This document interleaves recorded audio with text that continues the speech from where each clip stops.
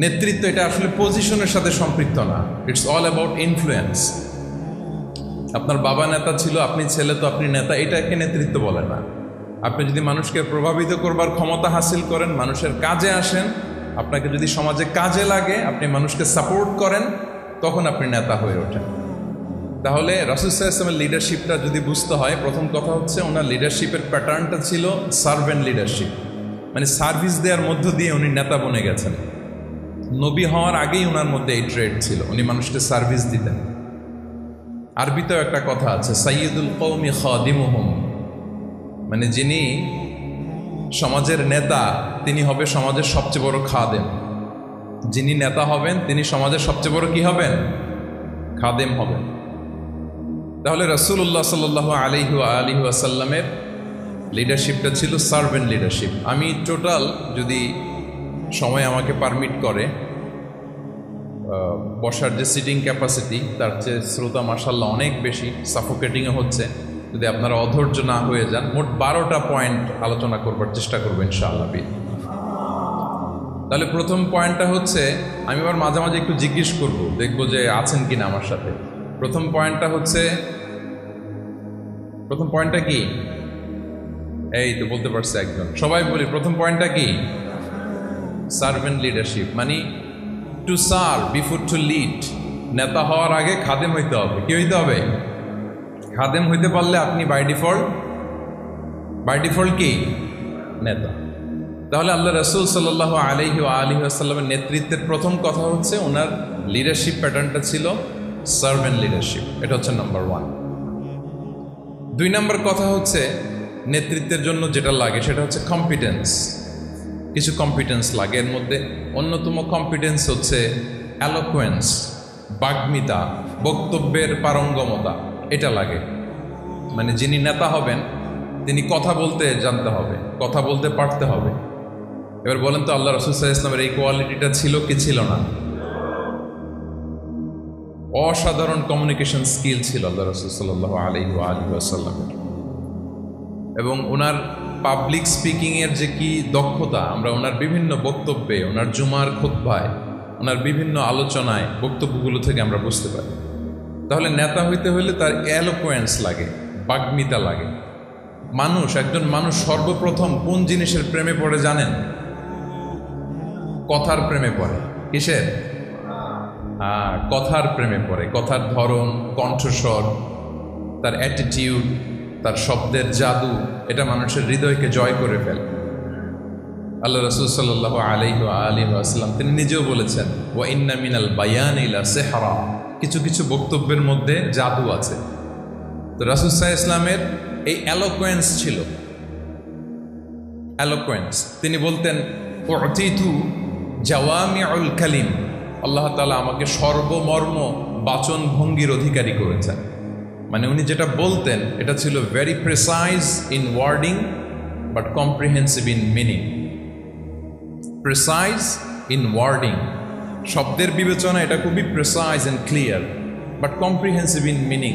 এটার যে দোতনা, এটার যে appeal to the heart of the people, to the heart of the listener, এটা অসাধারণ, মানুষের হৃদয়কে জয় করে ফেলতো। আল্লাহু আকবার।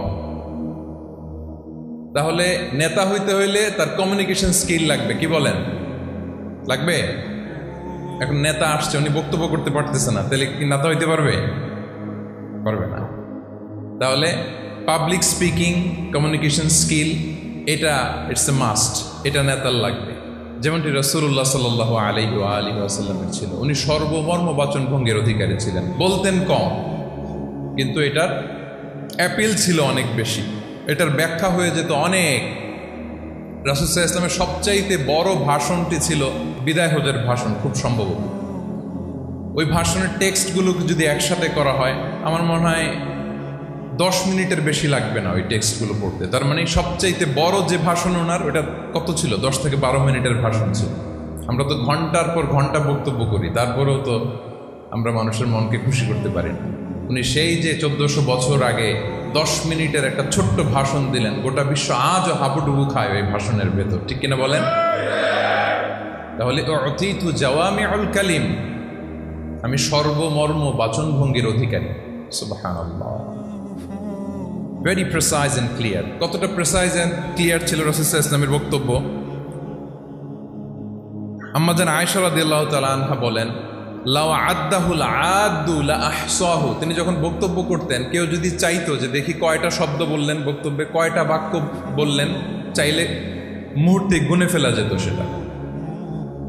এত প্রেসাইজ অ্যান্ড ক্লিয়ার বক্তব্য ছিল যে তিনি কয়টা বাক্য ব্যবহার করেছেন, কয়টা শব্দ ইউজ করেছেন এই বক্তব্যে, চাইলে যে কেউ গুনে ফেলতে পারত। এবং তিনি খুবই শুদ্ধ আরবিতে কথা বলতেন, আফসাহুল লিসান ছিলেন।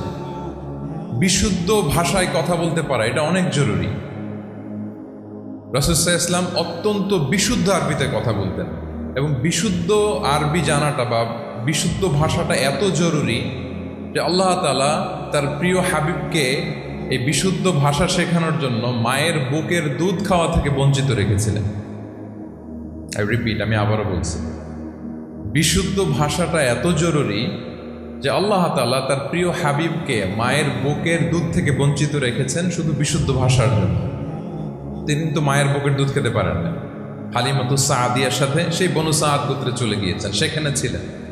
হালিমাতু সাদিয়া ওনাকে দুধ খাইয়েছেন।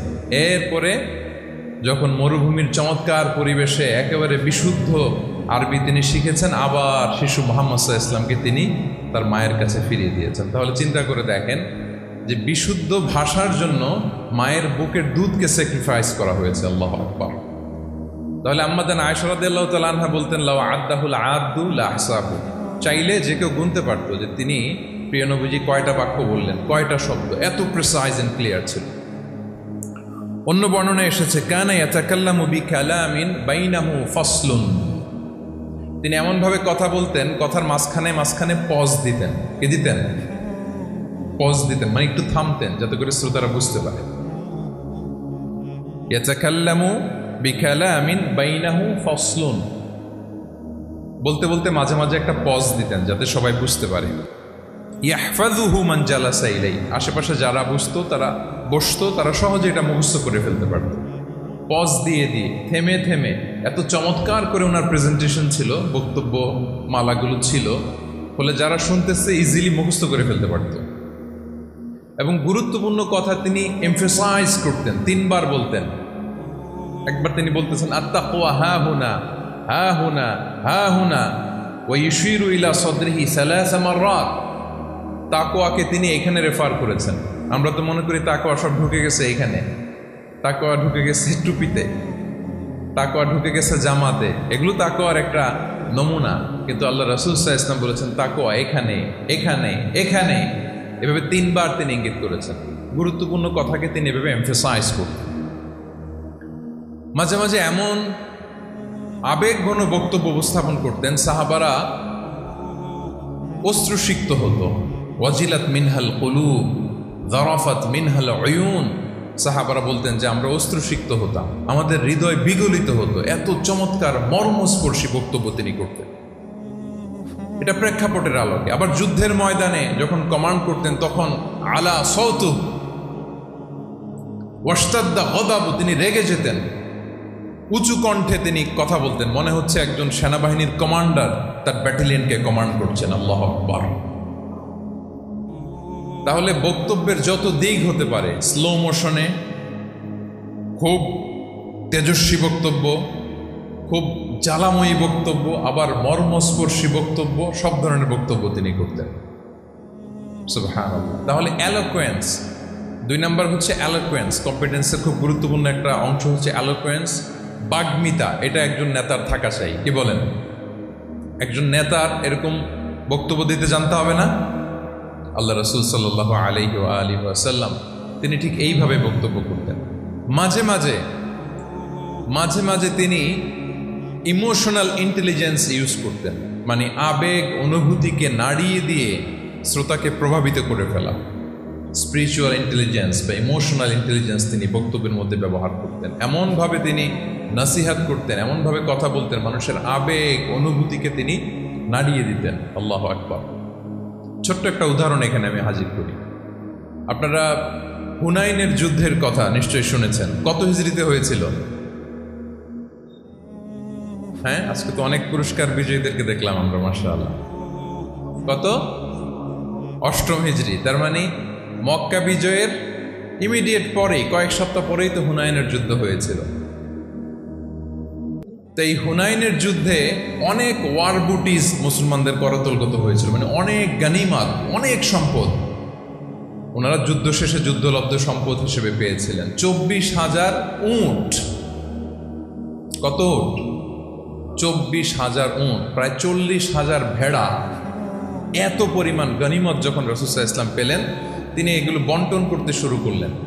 কিন্তু রাসূল সাল্লাল্লাহু আলাইহি ওয়াসাল্লাম তিনি বন্টন করতে যেয়ে আনসারি সাহাবীদেরকে, অর্থাৎ মদিনার যে সাহাবারা, তাদেরকে কিছুই দিলেন না, বরং তিনি মক্কার সাহাবাদেরকে দিলেন, অন্যান্য গোত্রের লোকদেরকে দিলেন, আশেপাশের সবাইকে দিলেন, কিন্তু দিলেন না কাদেরকে? আনসারি সাহাবীদের। ফলে এত বিশাল ওয়ার বুটিস, এর মধ্যে থেকে কিছুই আনসারিরা পেল না। ওনাদের মধ্যে ক্ষোভের জন্ম নিল, ওনাদের মধ্যে একটু অসন্তোষ তৈরি হলো, ক্ষোভের জন্ম হলো, এবং ক্ষোভ থেকে ওনারা সমালোচনা করতে আরম্ভ করলেন আল্লাহ রাসূল সাল্লাল্লাহু আলাইহি ওয়াসাল্লামের।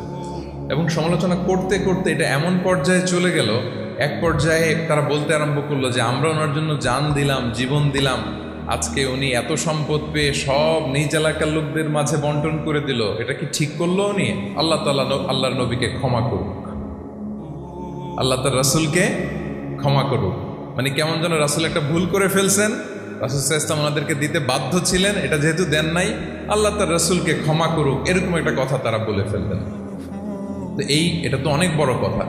আল্লাহ রাসূল সাল্লাল্লাহু আলাইহি ওয়া আলিহি ওয়াসাল্লাম যখন এই কথা শুনলেন, তখন তিনি আনসারি সাহাবীদেরকে জড়ো করে একটা গেট টুগেদার করে এমন ইমোশনালি ওনাদেরকে কাবু করলেন, ইমোশনাল ইন্টেলিজেন্স ইউজ করলেন। এখানে তারা এসেছিল ক্ষোভ নিয়ে, অসন্তোষ নিয়ে, পরে সবাই কান্না করে রাসূল সাল্লাল্লাহু আলাইহি ওয়াসাল্লামের কাছে ক্ষমা চেয়ে সেই মজলিস থেকে উঠতে বাধ্য হয়েছে।